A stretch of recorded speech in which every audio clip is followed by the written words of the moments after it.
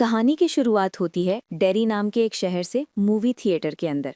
Theatre का attendant देखता है कि एक छोटा बच्चा मैडी चुपके से थिएटर के अंदर चला गया है।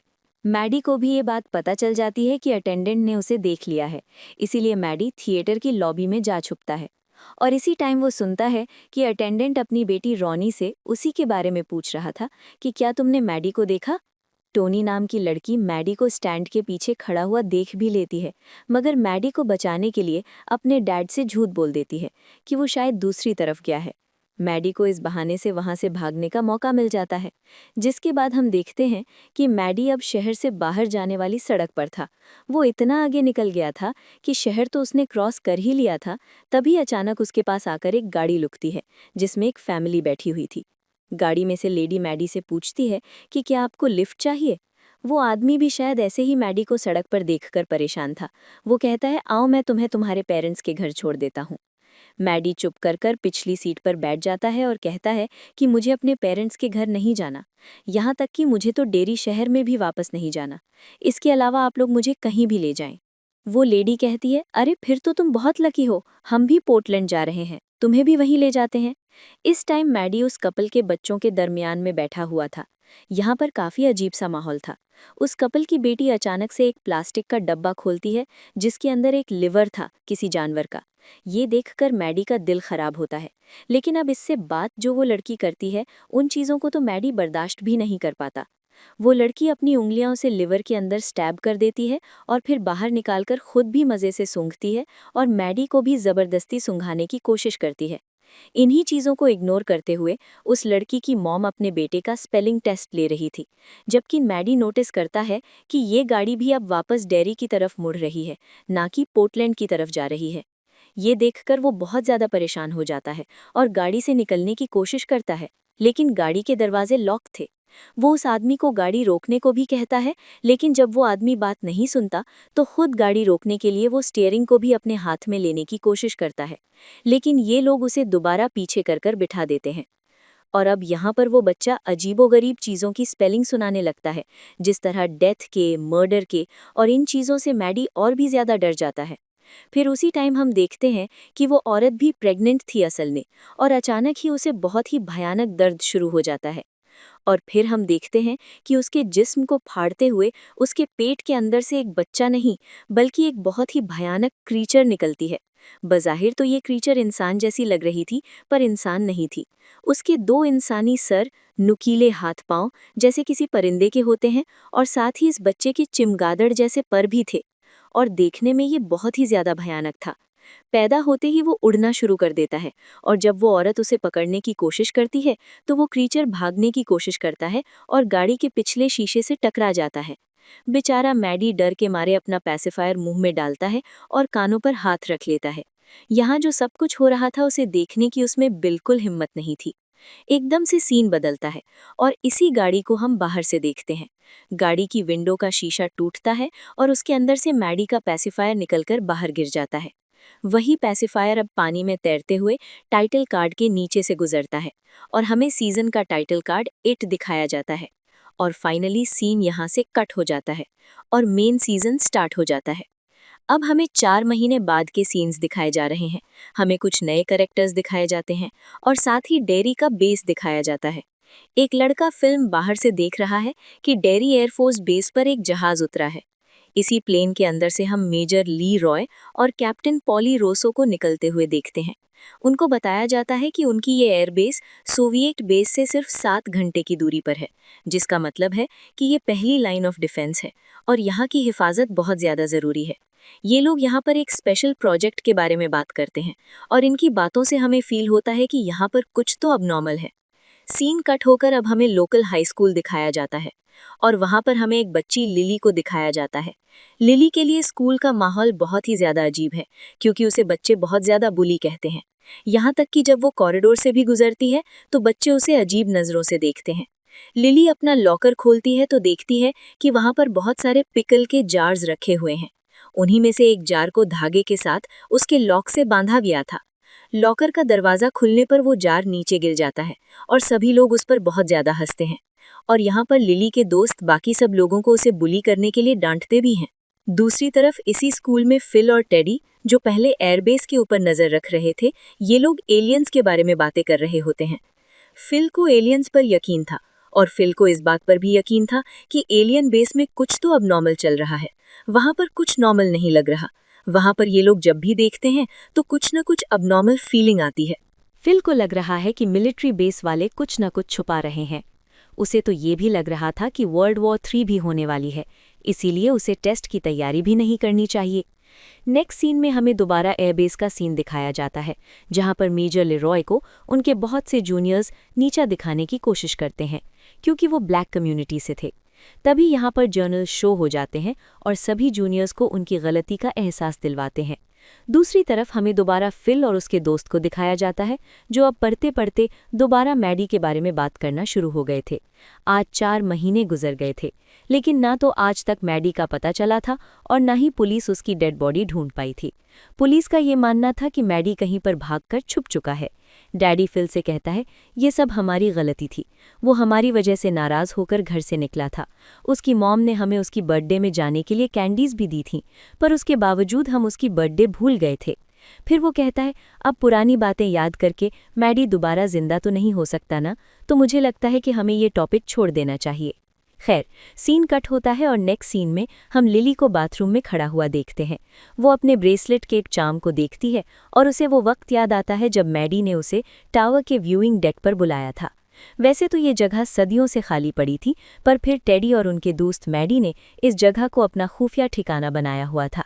एक दिन मैडी भी लिली को वहां पर लेकर गया और उसने लिली को वहां एक टर्टल शाम दिया और लिली से कहा कि किसी को मत बताना कि मैं तुम्हें यहाँ लेकर आया था।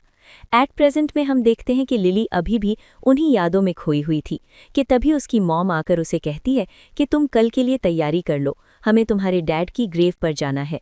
लिली के डैड को मरे आज पूरा 1 साल हो गया है। लिली वहां नहीं जाना चाहती, तब उसकी मॉम उससे कहती है कि तुम्हें बहादुर बनना होगा।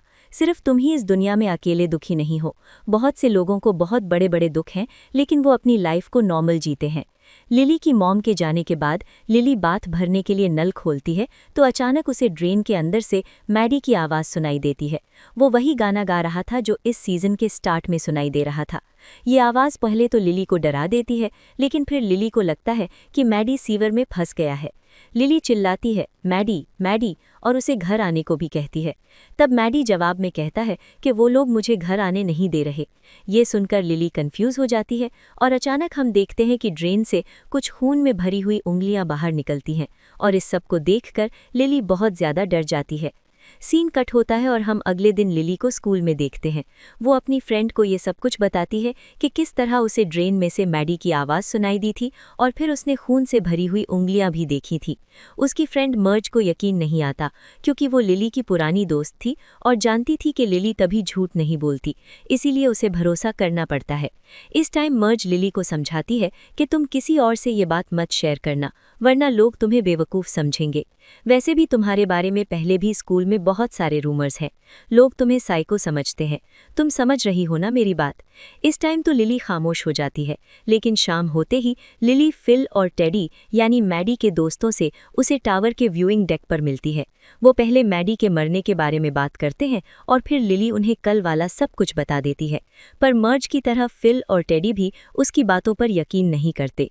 दूसरी तरफ मेजर लेरॉय जर्नल शॉ से ऑफिस में मिलते हैं। यहाँ पर इनकी खुफिया बातों से हमें ये सीक्रेट पता चलता है कि लेरॉय को डेरी इसलिए बुलाया गया था ताकि वो अपना कोरियन वॉर वाला काम खत्म कर सकें। शॉ चाहते हैं कि लेरॉय आर्मी के नए B-52 जेट का टेस्ट करें और ज़रूरत पड़ने पर दुश्मन पर हमला करें। दूसरी तरफ हमें टेडी को दिखाया जाता है, जो अपनी फैमिली के साथ जब डिनर कर रहा होता है, तभी अचानक वो अपने डैड से सवाल करता है कि क्या कोई बच्चा किडनैप होने के बाद ज़मीन के नीचे कैद कर रखा जा सकता है। उसकी पूरी फैमिली इस सवाल पर बहुत ज़्यादा शॉक हो जाती है और उसके डैड उसे ऐसे सवाल करने से मना करते हैं और उसे समझाते हैं कि हमारे बड़े बुजुर्गों ने बहुत बड़े बड़े दुख झेले हैं, उन्होंने होलोकास्ट भी देखे हैं, यानी बहुत से लोगों को एक ही टाइम पर कत्ल होते देखा है। और तुम्हारा तो बस एक दोस्त गायब हुआ है। तुम ज्यादा दिन तक उसके सदमे में नहीं रह सकते और तुम्हें दोबारा नॉर्मल होना पड़ेगा और अपनी पढ़ाई पर तवज्जो देनी पड़ेगी। टेडी बेचारा खामोश होकर अपने रूम में आ जाता है और कॉमिक बुक पढ़ने लग जाता है। एकदम से उसके पास रखा हुआ लैंप फ्लिकर करने लगता है और फिर उसके बाद बंद हो जाता है। कुछ देर अंधेरे के बाद जब लाइट वापस आती है तो सीन बहुत ही ज्यादा भयानक होता है। टेडी देखता है कि उसके लैंप का शेड बिल्कुल भर चुका है उनके जूइश लीडर्स के कटे हुए चेहरों से। टेडी डर के मारे उस लैंप को टांग मारकर नीचे गिरा देता है और डर के मारे बेड से नीचे उतरकर टेबल के नीचे छुप जाता है। वो लैंप भी अब लड़खड़ाता हुआ उसकी तरफ आ जाता है और अचानक ही लैंप पर बने हुए चेहरे जोर जोर से उससे बातें करने लगते हैं। डर के मारे टेडी अपना चेहरा छुपा लेता है और जोर से चीख मार देता है। दोबारा से लाइट बंद हो जाती है और लैंप वापस घिसटते हुए नाइट स्टैंड पर वापस आ जाता है। इसी टाइम पर उसका भाई इस रूम का दरवाज़ा खोलता है और टेडी को डर के मारे टेबल के नीचे छुपे हुए देखकर उसे यकीन नहीं आता कि ये उसी का भाई है, क्योंकि टेडी का भाई अपने आप को बहुत ज़्यादा बहादुर समझता था। खैर, अगले ही दिन टेडी जाकर अपने दोनों दोस्तों से मिलता है, यानी फिल से और लिली से, और उन्हें वो सारी बात बताता है जो रात में उसके साथ हुई थी। इस मर्तबा भी बात करते हुए वो वॉमिट करने लगा था, लेकिन अच्छी बात थी कि इस मर्तबा उसके दोस्त उसकी बातों पर यकीन कर रहे थे। ये तीनों मिलकर फैसला करते हैं कि ये लोग मैडी के केस को खुद इन्वेस्टिगेट करेंगे और मैडी को ढूंढने की कोशिश करेंगे। वो लोग लाइब्रेरी में जाकर अब न्यूज़ इकट्ठी करने लगते हैं और केस से रिलेटेड सभी इन्फॉर्मेशन लेने लग जाते हैं। फिल्म की छोटी बहन भी इनके साथ होती है इस टाइम। न्यूज़ को पढ़ते हुए इन्हें एक आर्टिकल मिलता है जिसमें लिखा हुआ था कि एक 12 साल के बच्चे और उसके डैड ने आखिरी मर्तबा मैडी को देखा था। आर्टिकल के एंड पर ये लोग पढ़ते हैं कि पुलिस ने मैडी को मरा हुआ बता दिया है और उसके मरने के रीज़न वो होमिसाइड बता रहे हैं, यानी घर वालों की वजह से उसने सुसाइड कर ली है, ऐसा पुलिस वाले कह रहे हैं। पर पता नहीं क्यों ये तीनों बच्चे जानते हैं कि या तो मैडी जिंदा है या किसी मुश्किल में है, या फिर मैडी के गायब होने के पीछे एक बहुत बड़ा राज छुपा है।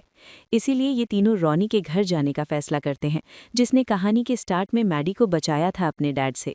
ये लोग जब रॉनी को आकर बताते हैं कि हम आपसे मैडी के बारे में सवाल करने आए हैं, तो रॉनी की माँ गुस्से से उन्हें घर से जाने को कहती है, क्योंकि पुलिस पहले ही उनके डैड पर मर्डर का इल्ज़ाम लगा चुकी थी। ये लोग यहाँ से उदास होकर जाने लगते हैं और लिली अपने दोस्तों को वो गाना सुनाने लगती है जो रोज़ ड्रेन के अंदर से मैडी की आवाज़ में उसे सुनाई देता है। ये गाना ऐसा था कि ज़्यादा लोगों ने नहीं सुना हुआ था। रॉनी उन लोगों को रोकती है और बताती है कि मैं जानती हूँ ये गाना मैडी ने कहाँ सुना है। सीन यहाँ से कट हो जाता है और हम दो आदमियों को देखते हैं जिन्होंने गैस मास्क पहना हुआ था और वो मेजर लीरॉय पर हमला करने के लिए आते हैं। उनका मकसद लीरॉय को नुकसान पहुंचाना नहीं था, वो बस न्यू जेट B-52 के स्पेक्स मांगने के लिए आए थे। मेजर लीरॉय गद्दार नहीं थे, वो अपने आप को बचाने के लिए कोई भी इन्फॉर्मेशन इन मास्क पहने हुए आदमियों को नहीं देते, बल्कि उल्टा उनसे लड़ने लग जाते हैं।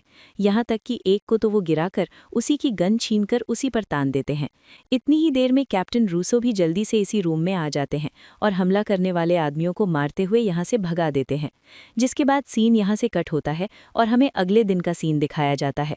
अगले दिन रॉनी, लिली, फिल और टैडी को लेकर मूवी थिएटर के अंदर जाती है, वो भी बिना किसी की परमिशन लिए ताला तोड़कर। थिएटर के अंदर जाते ही रॉनी वो मूवी लगाती है जो सीजन के स्टार्ट में लगी हुई थी और जो मैडी ने देखी थी। इसी मूवी में वो गाना आता है जिसे सिर्फ रॉनी, लिली और मैडी ने सुना हुआ था। लिली कहती है, हाँ, ये वही गाना है जो मैडी ने बाथरूम की ड्रेन से गाया था। अभी वो लोग बात ही कर रहे थे कि अचानक बच्चों को इसी स्क्रीन पर मैडी नजर आने लगता है, पर बहुत ही अजीब अंदाज में। मैडी ने कपड़े में लिपटा हुआ एक बच्चा पकड़ा हुआ था। ये बच्चे समझ जाते हैं कि स्क्रीन के अंदर की दुनिया वो नहीं है जो इन्हें दिखाई जा रही है। वो समझ गए कि वो स्पिरिचुअल दुनिया है और ये असल दुनिया है।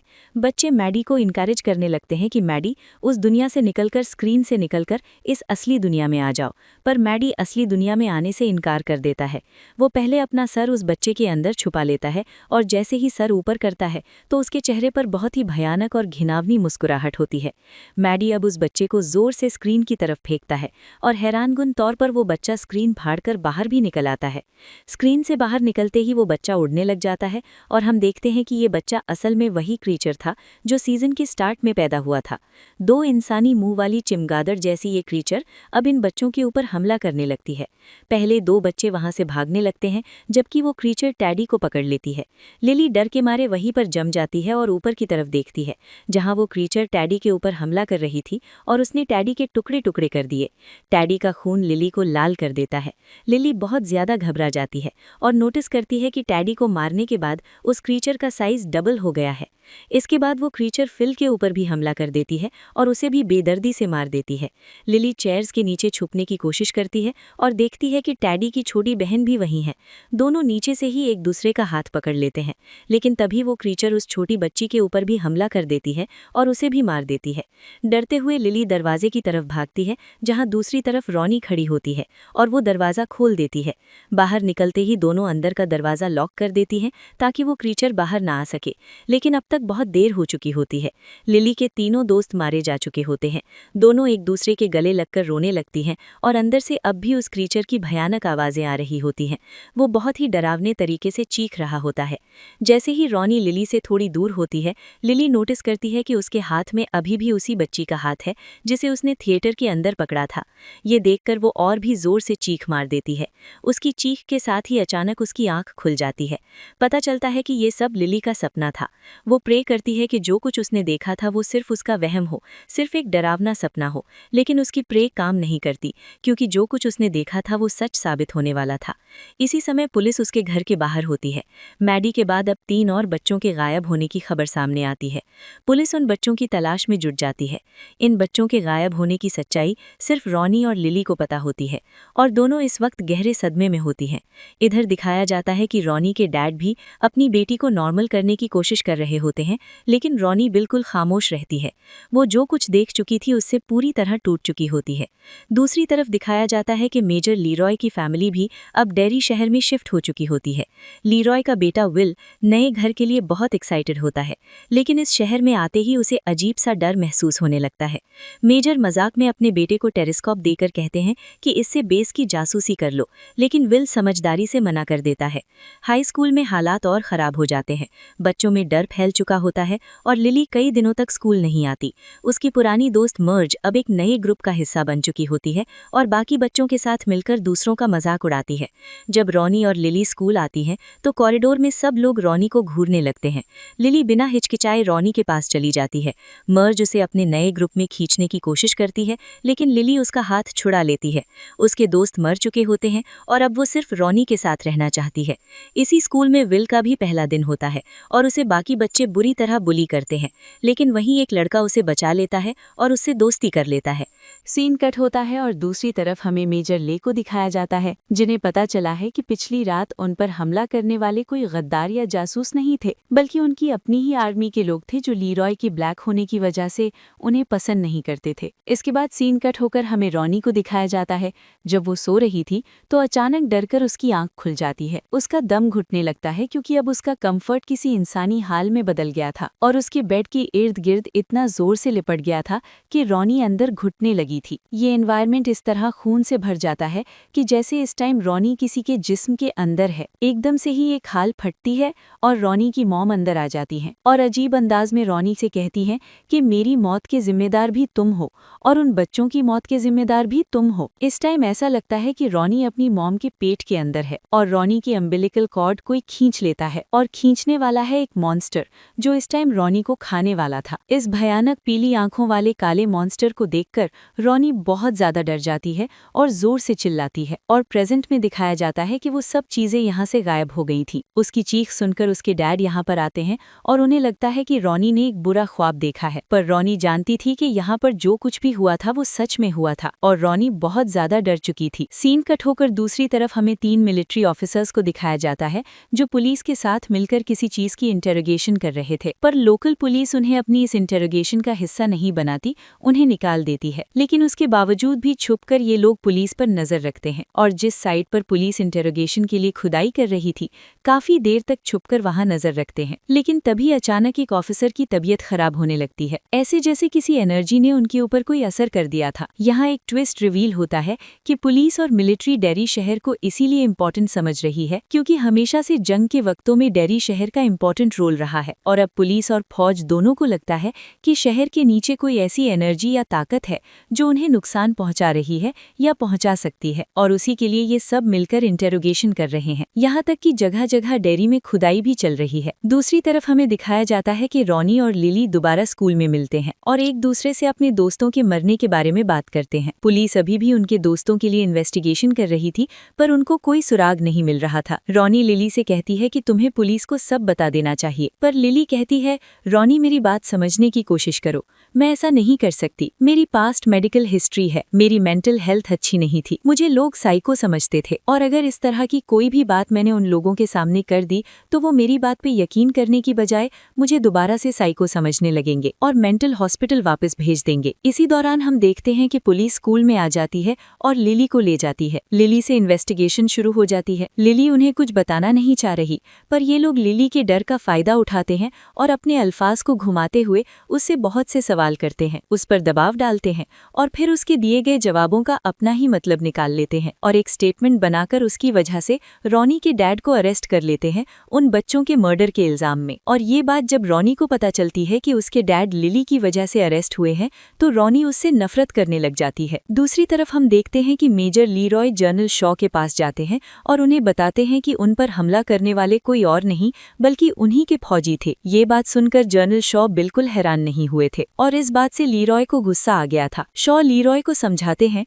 देखो वो हमला हमारे प्लान का हिस्सा था, हमने तुम्हारी बहादुरी चेक करने के लिए तुम पर हमला करवाया था और अब हमें तुम्हारी बहादुरी पर और तुम्हारी ईमानदारी पर यकीन हो चुका है और इसीलिए मैं अब तुम्हें एक सीक्रेट मिशन का हिस्सा बनाना चाहता हूँ। ये कहते हुए वो उन्हें खुफिया बेस की तरफ ले जाते हैं। वो बताते हैं कि सुवेद, कोबान और यूएस, ये 3 मुल्क सिर्फ एक ही चीज को ढूंढ रहे हैं और वो एक सदियों पुरानी ऐसी ताकत है जो अपना खौफ हर जगह फैलाए रखती है और हमें सुवेद और कोबान से पहले उस चीज को खुद ढूंढना है। दूसरी तरफ हमें लिली को शॉपिंग करते हुए दिखाया जाता है। हम देखते हैं कि उसकी दिमागी हालत दोबारा से खराब हो गई है। शॉपिंग करते हुए उसे अपने इर्द गिर्द अजीब आवाजें सुनाई देती हैं, यहाँ तक कि उसे मरे हुए लोग भी दिखाई देते हैं। यहाँ के सीरियल बॉक्सेस पर उसे अपनी दोस्तों की पिक्चर्स दिखाई देती हैं और यहाँ तक कि पिकल के जार के अंदर उसे उसके डैड का सड़ा हुआ मुंह दिखाया जाता है जो उस पर इल्जाम लगा रहा था कि अपनी दोस्तों की मौत के जिम्मेदार तुम हो। ये सब देखते हुए लिली जोर जोर से चिल्लाने लग जाती है, यहाँ तक कि उसके हाथ से पिकल का जार गिर भी जाता है। इस टाइम वो अपने होश में नहीं थी। जब उसे होश आया तो उसने देखा कि लोग उसके इर्द गिर्द हैरत से देख रहे थे उसे, यहाँ पर जैसे कोई तमाशा लग रहा था। सभी लोग समझ गए थे कि लिली दोबारा से साइको हो चुकी है, इसीलिए लिली को दोबारा साइकियाट्रिक हॉस्पिटल भेज दिया जाता है। सीन कट होता है और हमें कुछ फौजियों को दिखाया जाता है जो डिगिंग साइट पर है। यहाँ से खुदाई करते हुए इन्हें एक कार मिलती है जिस कार के अंदर अभी भी कुछ ह्यूमन स्केलेटन्स थे। ये कार लगभग 1930s की थी। इस कार के मिलने की वजह से मिलिट्री के लोगों को लगता है कि ये लोग उस एंशिएंट पावर के बहुत ज्यादा करीब आ चुके हैं जिसे ये लोग ढूंढ रहे हैं। ये लोग खुश हो रहे थे, हालांकि इन्हें डरना चाहिए क्योंकि जो ताकत सदियों से सो रही है वो जब उठेगी तो बहुत बड़ी तबाही फैलाएगी और इस चीज का इनको बिल्कुल अंदाजा नहीं है। एकदम से सीन्स यहाँ से फ्लैशबैक में जाते हैं और हमें 1930s के कार्निवल का सीन दिखाया जाता है जहां पर जनरल शॉ का हमें छोटा वर्जन दिखाया जाता है, यानी वो वक्त दिखाया जाता है जब जनरल शॉ बहुत ज्यादा छोटे थे। कार्निवल में वो एक मिरर वाले मेज के अंदर फंस जाते हैं, यानी मिरर्स लगे हुए एक ऐसे कमरे में फंस जाते हैं जो भूल भुलैया जैसा था। बाहर निकलने का इन्हें रास्ता नहीं मिलता और यहीं पर आता है एक अजीब सा बूढ़ा सा आदमी जिसकी एक आंख थी और दूसरी आंख वो अपने हाथ में पकड़े हुए था। शॉ बहुत ज्यादा डर जाते हैं और आखिर उन्हें यहाँ से बाहर जाने का रास्ता भी मिल जाता है और भागते हुए वो अपने डैड से टकरा जाते हैं। वो अपने डैड को सारी बात बताते हैं पर उसके डैड उन पर यकीन नहीं करते और इस टाइम उन्हें एक स्लिंग शॉट देते हैं और मजाक में उसे कहते हैं कि अगर अब तुम इस तरह की चीज देखो तो इस स्लिंग शॉट से अपनी हिफाजत कर लेना। खैर, जब छोटे शॉ और उसके डैड घर जा रहे होते हैं तो अचानक से उनकी गाड़ी खराब हो जाती है। वहाँ पर शॉ से मिलती है एक छोटी लड़की जो पानी बेच रही थी। शॉ उस लड़की से पानी लेता है और पानी के बदले उसे अपनी स्लिंग शॉट दे देता है। वो लड़की उन्हें अपने ग्रुप के पास ले जाती है। उस लड़की का ग्रुप जंगल में मजे से खेल रहा था और शॉ भी उन्हीं बच्चों के साथ खेलने लगा था। खेलते खेलते उसे इतना मजा आने लगा था कि अब वो जंगल की तरफ भागने लगा था। रोज यानी वो बच्चे उसे पकड़ रही थी, लेकिन अचानक से वो रुक जाती है और शॉ से भी कहती है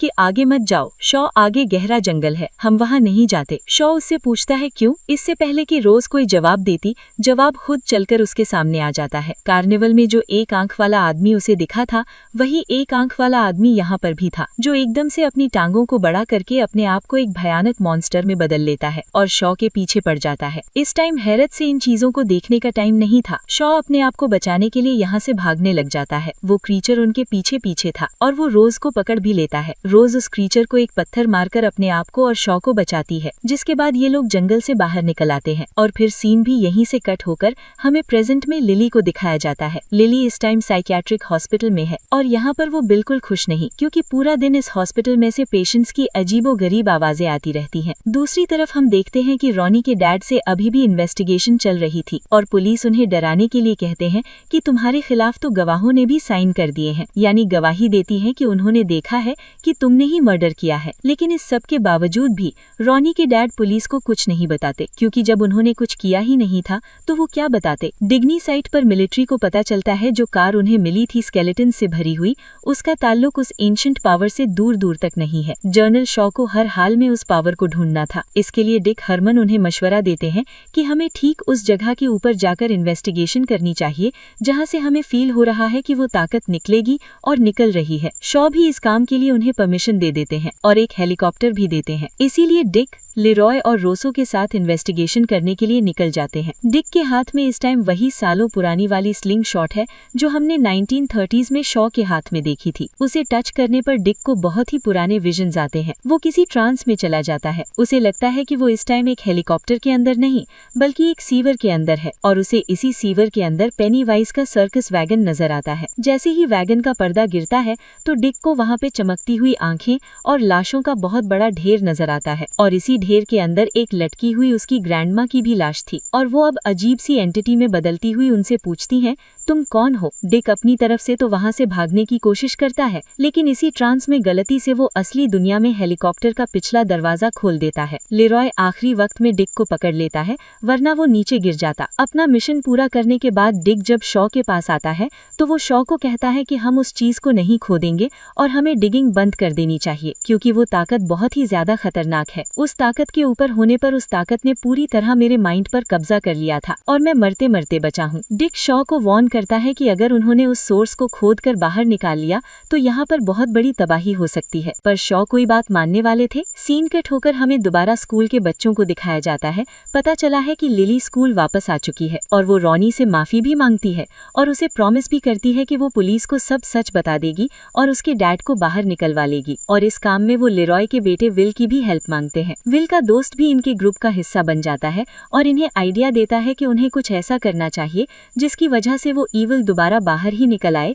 जो बच्चों को मार रहा है, और इन्हें फिर उस ईविल की वीडियो बनाकर सबको सबूत देना चाहिए। दूसरी तरफ हमें शहर की मीटिंग दिखाई जाती है। मिलिट्री वाले शहर वालों से बात करना चाहते हैं और यहीं पर हम बूढ़ी रोज को देखते हैं जो अपने बेटे को कहती है कि तुम पुलिस वालों को उस ताकत के बारे में कुछ भी नहीं बताओगे। कुछ देर बाद हम देखते हैं कि शॉ 50 साल बाद रोज के पास जाता है, क्योंकि रोज ने उनके शहर में डिगिंग करने की परमिशन नहीं दी थी। रोज नहीं चाहती थी कि वो ईविल एनर्जी बाहर निकल आए, पर शॉ झूठ बोलता है कि वो सिर्फ पाइप्स के लिए वहाँ पे जगह साफ कर रही हैं और उसे कंसेंट पेपर साइन कर देने चाहिए। रोज इस शर्त पर मान जाती है कि वो डिग करने वाले लोगों को बताएगी कि कौन सी जगह को नहीं खोदना। दूसरी तरफ हम मिलिट्री ऑफिसर डिग को देखते हैं जो अपने कलीग लेरॉय के घर जाते हैं। यहाँ उन्हें लंच करते हुए बहुत मजा आता है और साथ ही वो लेरॉय को एक शॉक कर देने वाली बात ये भी बताते हैं कि उनके पास थर्ड आई पावर है, यानी वो ऐसी चीजों को भी देख सकते हैं जो नॉर्मल इंसान नहीं देख सकते। और कुछ इंसान तो उन चीजों के इस दुनिया में होने पर बिलीव भी नहीं करते, जैसे सोल्स और एंटिटीज। दूसरी तरफ अब हमें उन चारों बच्चों को दिखाया जाता है जो अपने प्लान पर काम कर रहे थे और रॉनी के डैड को बचाने के लिए सबूत इकट्ठे कर रहे थे। इन्हें पता था कि यहाँ पर कोई तो ईविल एनर्जी है जो उन बच्चों को गायब कर रही है। उसी ईविल एनर्जी को इन्होंने बुलाना था, इसीलिए ये लोग ग्रेवयार्ड के अंदर कैंडल्स जलाकर बैठ जाते हैं। रिच कुछ इंचैंटिंग्स करने लग जाता है, येदी कुछ होली वर्सेस पढ़ने लग जाता है, लेकिन पहले यहाँ पर कुछ भी नहीं होता। रॉनी को लगता है कि ये सब तमाशा है, इसीलिए वो लिली को लेकर जैसे ही यहाँ से जाने लगती है तो तब रिवील होता है यहाँ का असली सच। यहाँ की नेगेटिव पावर्स उन्हें घेर लेती हैं, उनके दिमागों पर कब्जा कर लेती हैं, और वो जहाँ से बाहर निकलने की कोशिश कर रहे थे, वो जंगल से बाहर निकलने का रास्ता एकदम से एक पोर्टल में बदल जाता है। ये लोग जितना उस पोर्टल के अंदर जाने के लिए साइकिल चलाते हैं, उतना ही उससे दूर जाते रहते हैं, और इसी पोर्टल के अंदर इन्हें अपने मरे हुए तीनों दोस्त लटके हुए नजर आते हैं। एकदम से यहाँ की ज़मीन फटने लगती है। ये लोग बहुत ज़्यादा पैनिक हो जाते हैं और यहाँ से भागने की कोशिश करते हैं, लेकिन लिली फिर भी अपने आप पर काबू पाते हुए इन सारी चीज़ों की पिक्चर्स बना लेती है ताकि वो सबूत इकट्ठा कर पाए। विल इस टाइम इन सब लोगों से अलग हो जाता है और किसी ट्रांस में एक पुरानी बिल्डिंग की तरफ खींचा चला जाता है। विल उस बिल्डिंग के अंदर चला जाता है और विल को वहाँ पर एक बहुत ही भयानक बूढ़ा और पीला हाथ नजर आता है। विल उसकी पिक्चर लेता है और इस बिल्डिंग के बाहर खड़े हुए पूरे ग्रुप को अंदर से बस लाइट फ्लिकर होती नजर आती है। इन्हें लगा था कि इनके बाकी दोस्तों की तरह विल भी चला गया, लेकिन किस्मत से विल वापस लौट आता है और इनकी जान में जान आती है। ये लोग अब अपनी बनाई हुई फोटो को डेवलप करने के लिए जाते हैं और देखते हैं कि इनमें ज़्यादा तो उन्हीं के दोस्तों की सोल्स की पिक्चर थी, लेकिन उनके पीछे एक डार्क शैडो भी था जिसका लंबा कद था और उसकी आंखें चमक रही थीं। ये बच्चे सारी पिक्चर्स डेवलप करने के बाद फौरन पुलिस के पास जाते हैं और उन्हें सबूतों के तौर पर पेश करते हैं, लेकिन पुलिस ना ही लिली की किसी कहानी पर एतबार करती, यहाँ तक कि उनके सबूतों को देखने से भी इनकार कर देती है, क्योंकि उनका मानना था कि वैसे तो सोल्स इस दुनिया में होती ही नहीं, और अगर होती भी हैं तो नज़र नहीं आती। इस टाइम जो क्लाउन की तरह की दिखने वाली फिगर इन तस्वीरों में नजर आ रही थी, जिसकी आंखें चमक रही थी, पुलिस उसके बारे में कहती है कि ये जस्ट एक स्टैचू है जिसकी आंखों के अंदर लाइट लगाई गई होगी। बच्चे बहुत ज़्यादा उदास हो जाते हैं और वो समझ भी जाते हैं कि बड़े उनकी बातों पर यकीन नहीं करेंगे। सभी लोग अपने अपने घर आ जाते हैं और सबसे ज़्यादा जो उदास था वो विल था। विल की मॉम को उसकी उदासी की वजह स्कूल लगता है, इसीलिए वो कहती है कि तुम कुछ दिन स्कूल ना जाओ। इसीलिए विल घर पर रह जाता है और लीरॉय उसे लेकर पिकनिक मनाने निकल जाते हैं, लेकिन रास्ते में ही लीरॉय की गाड़ी खराब हो जाती है और मजबूरन इन्हें एक लेक के पास उतरना पड़ता है। लीरॉय जब अपनी गाड़ी ठीक कर रहे होते हैं तो विल को कोई चीज़ नदी के करीब ले जाती है और नदी के अंदर उसे वही एंटिटी दिखाई देती है, पर इस मर्तबा उसके डैड की शक्ल में, जिसकी आंखें नहीं थीं। वो एंटिटी उसे पानी में खींचने लग जाती है और वो ज़ोर ज़ोर से चिल्लाने लग जाता है। लीरॉय अपने बेटे को डूबता हुआ देख लेते हैं और वो फ़ौरन उसे बचाने के लिए आते हैं और उसे उस एंटिटी से खींचकर बाहर भी ले आते हैं। लीरॉय देखते हैं कि उनके बेटे के हाथ पर किसी के पंजों के निशान थे और वो समझ गए कि उसके ऊपर किसी ने हमला किया था। यहीं इसी नदी के अंदर फिर ये लोग रेड कलर का बलून भी उड़ता हुआ देखते हैं और इस चीज़ से ये लोग समझ जाते हैं कि यहाँ पर कोई ईविल एंटिटी है, कोई ईविल पावर है जो इन्हें तंग कर रही है। दूसरी तरफ स्कूल में दिखाया जाता है कि लिली की पुरानी दोस्त मर्ज जिन नए लोगों के साथ मिल गई थी, वो नई लड़कियां दोबारा लिली को तंग करने का और उसे बुली करने का प्लान करती हैं, तो मर्ज को काफ़ी बुरा लगता है। मर्ज लिली को ये सारी बातें बताने आ ही रही थी और उसे वॉर्न करना चाह रही थी, पर तभी अचानक से उसके ऊपर कोई चीज़ हावी हो जाती है। वो किसी चीज़ के पोजेशन में आ जाती है, यानी कोई चीज़, कोई एंटिटी उसके ऊपर कब्जा करने लगती है। उसे डर लगता है, ऐनक उसकी उतरकर गिर जाती है और उसके बाद उसकी आंखें फटकर बाहर आने लगती हैं। दर्द से चिल्लाते हुए वो एक दूसरे रूम में चली जाती है और वहाँ पर तो उसकी हालत और भी बुरी हो जाती है। वो अपना चाकू निकालकर अपनी ही आंखों में मारने की कोशिश करती है और यहाँ पर लिली जो उसे रोकने आई हुई थी, वो उसके ऊपर बैठकर जब उसे रोकने की कोशिश करती है तो चीखें सुनते हुए बाकी सभी स्टूडेंट्स यहाँ आ जाते हैं और सबको लगता है कि मर्ज को मारने वाली और कोई नहीं बल्कि लिली ही है। यहाँ दिखाया जाता है कि जनरल शॉ लिली को लेकर एक ऐसे रूम में जाते हैं जहाँ डिक पहले से ही मौजूद है और उसके ऊपर कुछ साइकिक एक्सपेरिमेंट हो रहे हैं, क्योंकि जैसा हमें पहले पता है कि डिक के पास स्पेशल आई है, वो मॉन्स्टर्स को भी देख सकता है। इसीलिए वो एक लड़के की यादों के जरिए उस मॉन्स्टर को देखने की कोशिश करता है जिसका कब्जा डेरी शहर पर है, और वो वीएंस के जरिए पास्ट में जाकर देखता है कि लाखों साल पहले ये क्रीचर एक फॉलन स्टार के तौर पर आसमान से ज़मीन पर गिरी थी। लोगों को जब उस क्रीचर के बारे में पता चला तो उन्होंने उसी फॉलन स्टार के टुकड़ों से एक ऐसा डैगर बनाया, यानी एक ऐसा खंजर बनाया जो उस क्रीचर को मार सकता था। उस डैगर से लड़ा तो जा सकता था मॉन्स्टर से, मगर उसके बावजूद भी मॉन्स्टर को कंट्रोल में रखना बहुत ज़्यादा मुश्किल हो गया था। इसीलिए एक जवान लड़की ने उसको कमज़ोर करने के बाद फॉलन स्टार के 13 टुकड़े किए और डेरी शहर में ऐसी जगह पर दबाए जिससे एक गोल सर्कल बन गया और उस सर्कल के अंदर फिर वो एंटिटी कैद हो गई। वीएन के खत्म होने से पहले वो लड़का डिक को बताता है कि उन टुकड़ों को ढूंढने के लिए उन्हें पुराने कुएं के नीचे के टनल में जाना होगा। डिक के वीएन से बाहर निकलने के बाद उस लड़के को यहाँ से ले जाया जाता है। अब जनरल शॉ लीरॉय को बताते हैं कि वो लड़का जिसके वीएन्स के अंदर इस टाइम डिक गया था, वो असल में उन लोगों का बेटा है जो सदियों से उन पिलर्स की हिफाजत करते आ रहे हैं ताकि वो मॉन्स्टर डेरी शहर को नुकसान ना पहुंचाए। मिलिट्री को अब उस खुफिया घर का भी पता चल जाता है जिसके अंदर वो कुआं था, जिसके अंदर जाकर टनल से गुजरने पर इन्हें वो पिलर्स मिल जाते। इस टाइम हमें पता चलता है कि शॉ का भी इन पिलर्स को ढूंढने का एक बहुत ही घिनौना प्लान था। वो जानते थे कि वो ताकत सदियों से सो रही है और अभी भी सोई रह सकती है, लेकिन वो इस ताकत को जगाना चाह रहे थे ताकि वो अपने दुश्मन मुल्कों पर हमला कर सके और किसी को शक भी ना हो कि ये चाल यूएस की है, और इस तरह उनके लोगों की जान खतरे में आए बगैर वो लोग जंग जीत भी जाएंगे। लीरॉय को शॉ का ये प्लान सुनकर बहुत ज्यादा गुस्सा आ जाता है, क्योंकि इसकी वजह से सिर्फ दुश्मन मुल्क ही नहीं बल्कि उनकी फैमिलीज भी खतरे में आ सकती थी। सीन कट होता है और हमें दिखाया जाता है कि लिली जाकर हॉस्पिटल में अपने दोस्त से मिलती है। उसकी दोस्त अभी भी बच गई थी, पर उसकी एक आंख जाया हो गई थी।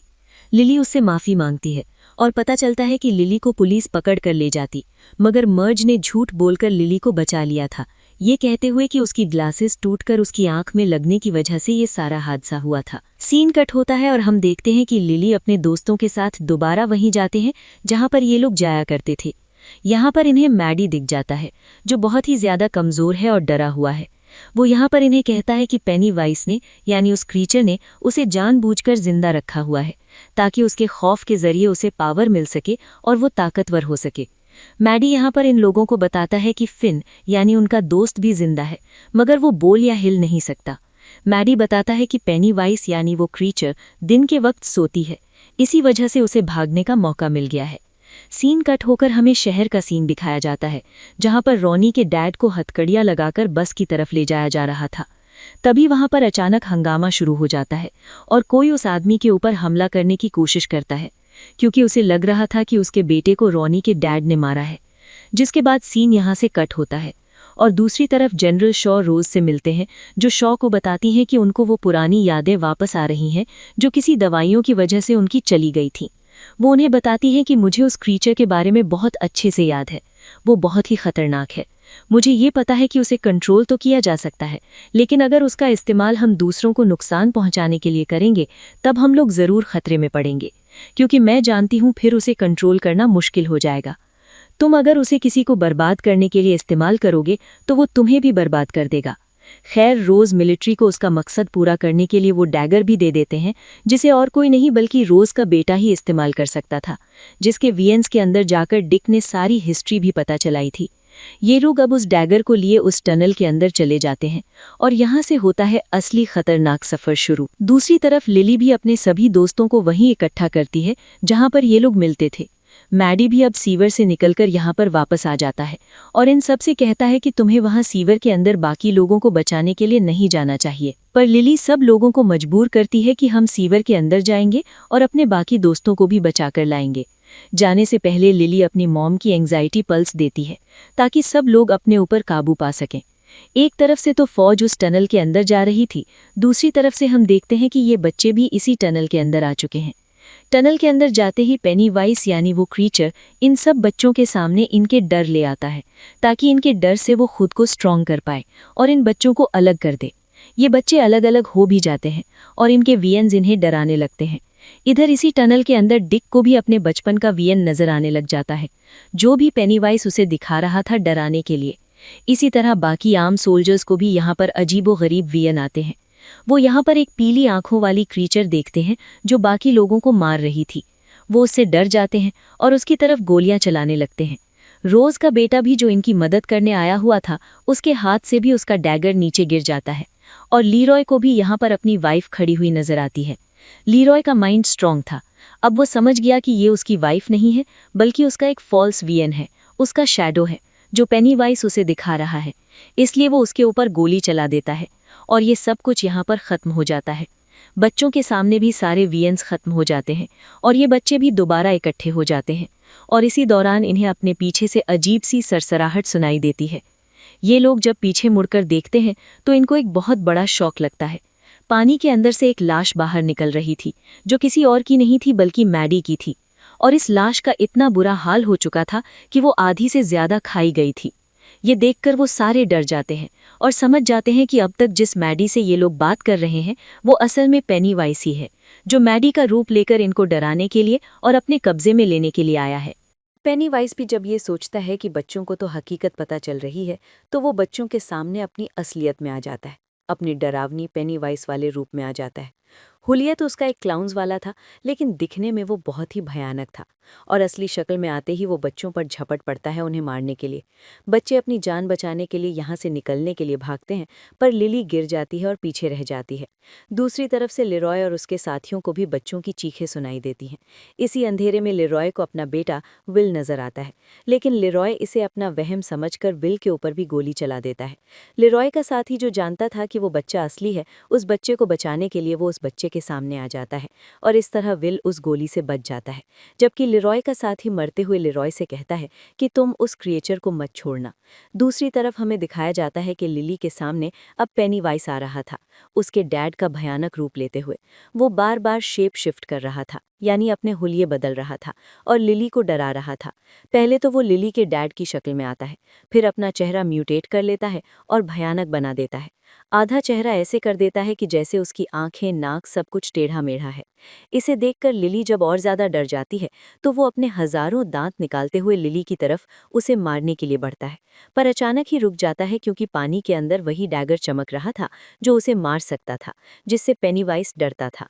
लिली भी उस डैगर को देख लेती है और अच्छा मौका समझते हुए उस डैगर को वहां से उठा लेती है। सीन कट होकर हमें दिखाया जाता है कि लिरॉय और उसकी बची हुई टीम अब टनल से वापस आ गई थी और उनका इंटरव्यू लिया जा रहा था। लिरॉय ने सब कुछ बता तो दिया था, पर अब वो और इस मिशन का हिस्सा नहीं बनना चाहता था। टनल के अंदर उसने अपने बेटे पर गोली चलाई थी। किस्मत से उसका बेटा तो बच गया, लेकिन उसका अच्छा साथी उसकी वजह से अब मारा गया है, और वो और ज़्यादा इस मिशन का हिस्सा नहीं बनना चाहता। वो बस अपनी फैमिली और अपने दोस्तों को बचाना चाहता है। दूसरी तरफ हम दोबारा टनल का सीन देखते हैं। जैसे ही लिली ने वो डैगर उठाया था, पेनीवाइज उसकी चमक देखकर डरते हुए यहाँ से गायब हो गया था।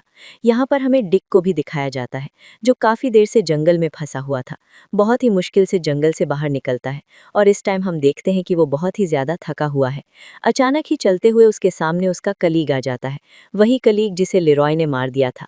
एकदम से डिक नोटिस कहता है जो बचपन में उसके ग्रैंडपा और ग्रैंडपमा ने उसे बॉक्स दिया था, वो रोशनी के साथ खुल जाता है, और पता चलता है कि इसके अंदर वो ईविल एनर्जी थी जिससे हमेशा डिक डरता था और जिसकी वजह से डिक के पास थर्ड आई आई थी। उसके ग्रैंडमा और ग्रैंडमम ने उस एनर्जी को इस बॉक्स के अंदर बंद कर दिया था, पर अब वो भी खुल गई है। अब सीन कट होता है और हमें पास्ट का 1935 का एक पागल खाने का सीन दिखाया जाता है। यहाँ पर एक नर्स आकर एक बच्ची को उठाती है और उसे एक खुफिया जगह ले जाकर कहती है कि तुम्हें उस रेड बलून का पीछा करते हुए उसे पकड़कर लाना है। वो बच्ची जैसे ही बलून का पीछा करती है तो सामने पेनीवाइज आ जाता है और सीन यहीं से कट हो जाता है। प्रेजेंट में हम देखते हैं कि लिरॉय अपने साथी की मौत की वजह से बहुत ज़्यादा डिस्टर्ब्ड है और वो इसका सारा गुस्सा विल पर निकाल रहा है। लिरॉय से कहता है कि तुम्हारी वजह से मेरा दोस्त मारा गया है, और उसके जवाब में विल कहता है कि जिस तरह आपने अपने दोस्तों को अकेला छोड़ दिया था, मैं कभी अपने दोस्तों को अकेला नहीं छोड़ूंगा। उसकी बात सुनकर लिरॉय को गुस्सा आ जाता है और वो अपने बेटे विल को थप्पड़ मार देते हैं और विल रोते हुए यहाँ से भाग जाता है। लिरॉय को जिस वक्त अपनी गलती का एहसास होता है, उस वक्त तक विल उनसे बहुत दूर जा चुका था। यहाँ पर हम देखते हैं कि लिली अपने फ्रेंड्स को वो डैगर दिखाती है जिसकी वजह से पेनीवाइज उससे डर कर उसके पास से दूर भाग गया था। लिली सबसे कहती है कि मुझे लगता है कि हमें वापस सीवर के अंदर जाना चाहिए और इस डैगर की मदद से पेनीवाइज को हमेशा के लिए खत्म कर देना चाहिए। उसकी बातें सुनकर रॉनी बहुत ज़्यादा डर जाती है और लिली की बात मानने से इनकार करती है, ये कहते हुए कि लिली इस तरह सबकी जान को खतरे में डाल रही है। इस तरह इन दोनों के दरमियान में लड़ाई शुरू हो जाती है। लिली उसे यकीन दिलवाती है कि वो किसी को मारना नहीं चाहती, पर इनकी बहस बहुत ज़्यादा बढ़ जाती है। रिच, उनका दोस्त, उनकी इस बहस को ख़त्म करने की भी कोशिश करता है, लेकिन नाकाम रहता है, और इसका रिजल्ट ये होता है कि ग्रुप टूट जाता है और ये लोग अलग अलग हो जाते हैं। दूसरी तरफ हमें डिक को दिखाया जाता है जो उसी पुरानी बिल्डिंग के अंदर गया है जहाँ से उस खुफिया टनल का रास्ता निकलता है, लेकिन अब हम देख रहे हैं कि उसकी मेंटल स्टेट यानी दिमागी हालत ठीक नहीं है। काफी टाइम से वो सोया नहीं है और उसे हर जगह अब मरे हुए लोग नजर आ रहे हैं। यहाँ पर हमें दिखाया जाता है कि लिरॉय दोबारा डिक से मदद मांगने के लिए जाता है उसी खुफिया बिल्डिंग के अंदर, लेकिन अब डिक उसकी मदद करने से इनकार कर देता है और कहता है कि उनकी मदद करने की वजह से उसके साथ बहुत बुरा हो गया है। उसकी थर्ड आई जो उसकी ग्रैंडपा और ग्रैंड मॉम ने बंद कर दी थी, वो थर्ड आई उसकी खुल चुकी है और अब उसे जगह जगह मरे हुए लोग नजर आ रहे हैं और उसे तंग भी कर रहे हैं। सीन कट होकर हमें लिली को दिखाया जाता है जो इस टाइम स्कूल में थी और अकेली बैठी हुई थी। उसके पास अभी भी वो डैगर था और उसे इस टाइम अजीबोगरीब वीएन आ रहे थे कि जिससे उसके डेस्क के अंदर से वो मॉन्स्टर निकल रहा है। गुस्से में वो उस डैगर को डेस्क के ऊपर स्टैब कर देती है और जब वो होश में आती है तो देखती है कि सब उसे ओर से घूर रहे थे। उसे जब कुछ समझ नहीं आता तो वो क्लास से बाहर निकल जाती है। इस सब के बाद ये सारे दोस्त जाकर दोबारा ब्लैक स्पॉट पर मिलते हैं, यानी वहीं पर जहाँ से पेनीवाइज की तरफ जाने का रास्ता था। लेकिन यहाँ लिली नहीं आती क्योंकि लिली इस टाइम अपने ही मिशन पर है। वो असल में पेनीवाइज का सच जानना चाहती है। इस टाइम वो अपनी मॉम के एक पुराने घर में चली जाती है और वहाँ एटेक से उसे कुछ बहुत ही पुरानी पिक्चर्स मिलती हैं और इन पिक्चर से उसे घिनौनी सच्चाई ये पता चलती है कि एन क्रिट के लिए उसकी अपनी मॉम ही ग्रेवयार्ड में जाकर पेरीविंकल बनकर बच्चों का पीछा करती थी ताकि पेनीवाइज उनके सामने आ सके। ये जानकर लिली टूट जाती है और अपनी मॉम से पूछती है कि आपने ऐसा क्यों किया, तो वो बताती है कि असल में मेरे डैड सर्कस के जोकर थे। जोकर बनकर वो सर्कस में डांस किया करते थे और उनका नाम भी पेनीवाइज था। मैं उनसे बहुत ज़्यादा प्यार करती थी, पर फिर एक दिन परफॉर्मेंस के दौरान वो पर्दे के पीछे गए और कभी लौटकर नहीं आए। पुलिस ने भी उन्हें ढूंढने की बहुत कोशिश की पर नहीं ढूंढ पाई। मॉम तो मेरी पहले ही मर गई थी और इस तरह डैड के मरने के बाद मैं बिल्कुल अकेली हो गई। अपने गम को कम करने के लिए मैं अजाइलम में जॉब करने लगी और अजाइलम के बच्चों से मुझे पता चला कि अजाइलम में पेनीवाइज आता है। ये सुनकर मुझे बहुत खुशी हुई। मुझे लगा कि मेरे डैड वापस आ गए, लेकिन वो रोज़ तो नहीं आते थे। उनकी एक झलक को देखने के लिए मैं कई अरसे तक तरसती थी और फिर मुझे पता चला कि वो तो बच्चों को लेने के लिए यहाँ आते हैं। फिर मैं रोज़ उन्हें देखने के लिए एक बच्चे को एक खुफिया जगह ले जाने लगी जहाँ से वो बच्चा गायब हो जाता था, पर मुझे पेनीवाइज की एक झलक दिख जाती थी। वो कब जानती थी कि ये वाला पेनीवाइज असल में एक ईविल क्रिएचर है, ना कि उनके डैड। अपने डैड के प्यार में वो बच्चों को सैक्रिफाइस करती रही और उन्हें आज भी इस चीज़ का पछतावा नहीं था। ये सब कुछ जानकर लिली बहुत ज़्यादा डर जाती है और गुस्से में घर से निकल जाती है और चीखे मारते हुए साइकिल चलाना शुरू कर देती है। यहाँ डेरी के लोगों में बहुत ज़्यादा टेंशन भरी हुई है। डेरी के लोगों को लगता है कि रॉनी के डैड सारे बच्चों को किडनैप कर मार रहे हैं और इस टाइम क्योंकि वो जेल से भाग चुके हैं तो लोग बहुत ज़्यादा डरे हुए हैं। लोगों को कंट्रोल में करने के लिए और उनके पैनिक को कम करने के लिए पुलिस जानती है कि उन्हें रॉनी के डैड को ढूंढना होगा। अब रॉनी के डैड को पकड़ने के लिए सब लोग ब्लैक स्पॉट की बिल्डिंग को एटेक से घेर लेते हैं, जिसके बाद यहीं से सीन कट होकर हमें पास्ट में 1908 का सीन दिखाया जाता है। हम पेनीवाइज को देखते हैं बॉब ग्रे सर्कस में परफॉर्म करते हुए। इस टाइम पेनीवाइज बहुत ही ज़्यादा मशहूर था और बच्चे उसके दीवाने थे। अपनी परफॉर्मेंस खत्म करने के बाद जैसे ही पेनीवाइज वापस अपने रूम के अंदर जाता है तो उसे एक अजीब सा बच्चा मिलता है जो टेढ़े मुंह के साथ पेनीवाइज से कहता है कि क्या तुम मेरे पेरेंट्स को ढूंढने में मेरी मदद करोगे। पेनीवाइज नाम का वो जोकर मान जाता है और उसके पीछे जंगल में चला जाता है उसके मॉम डैड को ढूंढने के लिए, लेकिन उसके बाद वो कभी वापस नहीं लौटता। पुलिस वाले सब लोग उसके लिए इन्वेस्टिगेशन कहते हैं, लेकिन किसी को भी पेनी फिर दोबारा नहीं मिलता। बस उसके खून में सने हुए कपड़े मिलते हैं, जिससे पुलिस वाले ये अंदाज़ा लगाते हैं कि ज़रूर उन्हें भेड़ियों ने खा लिया होगा। सीन्स दोबारा प्रेजेंट में आ जाते हैं, जहाँ पर सब लोग अब रॉनी के डैड को ढूंढने की कोशिश कर रहे हैं। डिक रॉनी के डैड को बाहर निकलने से मना करता है क्योंकि वो जानता है लोग उसके ऊपर बहुत ज़्यादा गुस्सा है और उसे मार देंगे।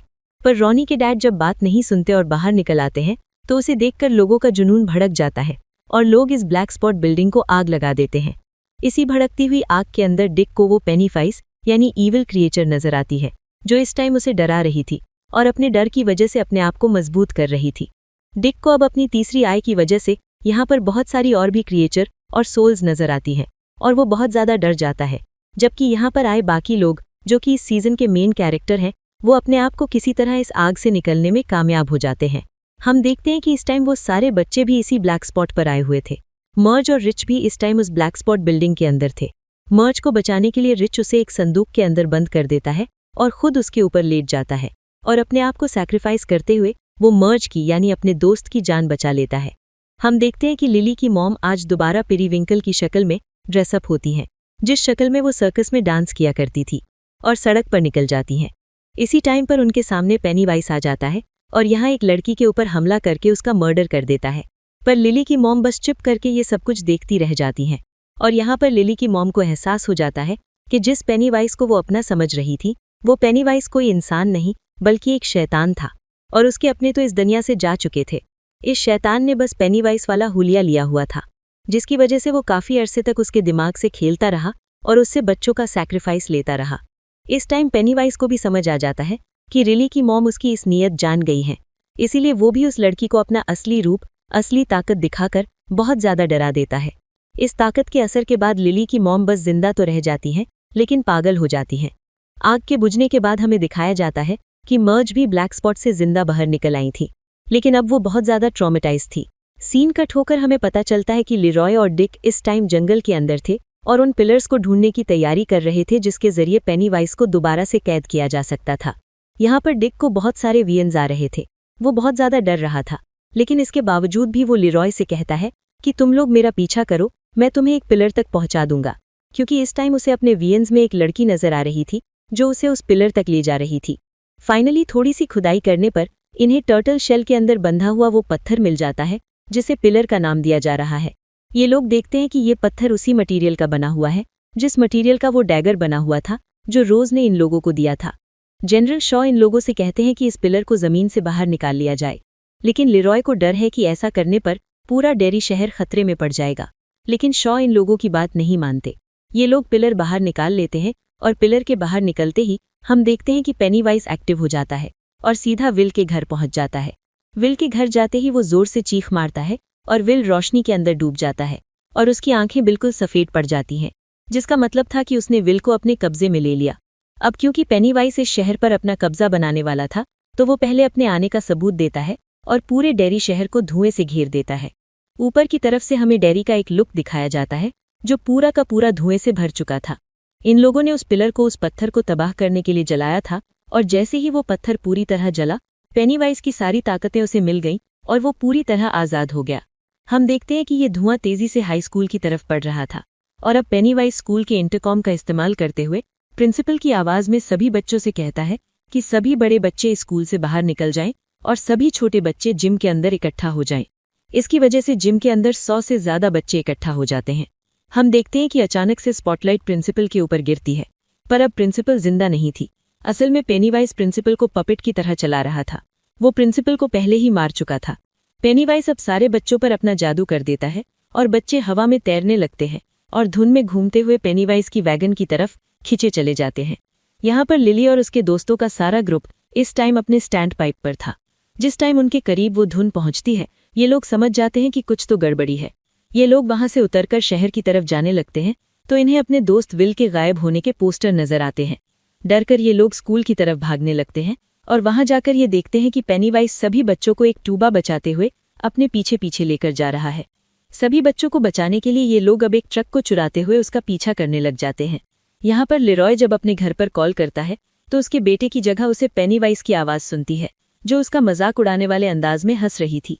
लिरॉय समझ गया था कि उसके बेटे की जान खतरे में है, इसीलिए वो फौरन डिक के पास जाते हैं जो इस टाइम खुद सुसाइड करने वाला है अपने वियंस की वजह से। लिरॉय उससे भीख मांगता है कि प्लीज मेरे बेटे को बचा लो और डिक मरने से पहले इस काम को करने के लिए मान जाता है। हम देखते हैं कि जनरल शॉ भी अब मॉनिटर्स के जरिए उस फॉग को पूरे डेरी शहर में बढ़ता हुआ देख रहे थे। वो बहुत ज्यादा कंफ्यूज हैं कि ये सब क्या हो रहा है। वो जब बेस में लिरॉय और डिक को कॉल मिलाते हैं तो इन्हें पता चलता है कि बेस में वो दोनों भी नहीं है। ये लोग जब लिरॉय के घर पहुंचते हैं तो पता चलता है कि वहां शाइल डेड के साथ साथ रोज भी आई हुई थी, जो जानती थी कि यहाँ पर ये सब क्यों हो रहा है। ये पेनीवाइज की वजह से हो रहा था और वो ये भी जानती थी कि इसे रोका कैसे जा सकता है। वो डिक से कहती है कि अगर तुम उस डैगर को ढूंढ लो जो तुमसे गिर गया है और उस जले हुए पत्थर को भी दोबारा उठा लो और उस पिलर को वहीं जगह पर रख दो तो पेनीवाइज रुक सकता है। अब डिक अपनी पावर से उस डैगर को ढूंढने की जब कोशिश करता है तो उसे पता चलता है कि वो डैगर लिली के पास है और लिली एक ट्रक में बैठी हुई पेनीवाइज का पीछा कर रही है। ये लोग अब जल्दी से उन बच्चों का पीछा करना शुरू कर देते हैं, जबकि हमें दिखाया जाता है कि लिली अब उस डैगर की पावर्स की वजह से हेल्यूसिनेशंस में आ रही है। वो अपने आप को कुछ करने ही वाली थी, लेकिन पीछे से रॉनी ने उसे रोक लिया। इन्होंने देखा कि फॉग में उड़ते हुए बच्चे भी अभी भी पेनीवाइज का पीछा कर रहे थे। इन्हें पता था कि अगर इन्हें पेनीवाइज तक पहुंचना है और उसे मारना है तो इसे डैगर का इस्तेमाल करना होगा, पर डैगर तो इन्हें पागल कर रहा था।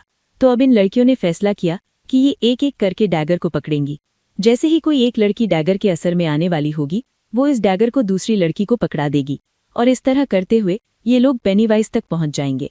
ये लोग अब फाइनली पेनीवाइज के पास पहुंच जाते हैं और अचानक से पेनीवाइज इनके पीछे आकर मर्ज को पीछे से खींच लेता है और उसे डराते हुए बताता है कि फ्यूचर में तुम्हारा रिच नाम का एक बच्चा होगा, वही मुझे हरा पाएगा, और अगर तुम्हारा वो बच्चा हुआ ही ना तो मुझे कोई मार नहीं पाएगा।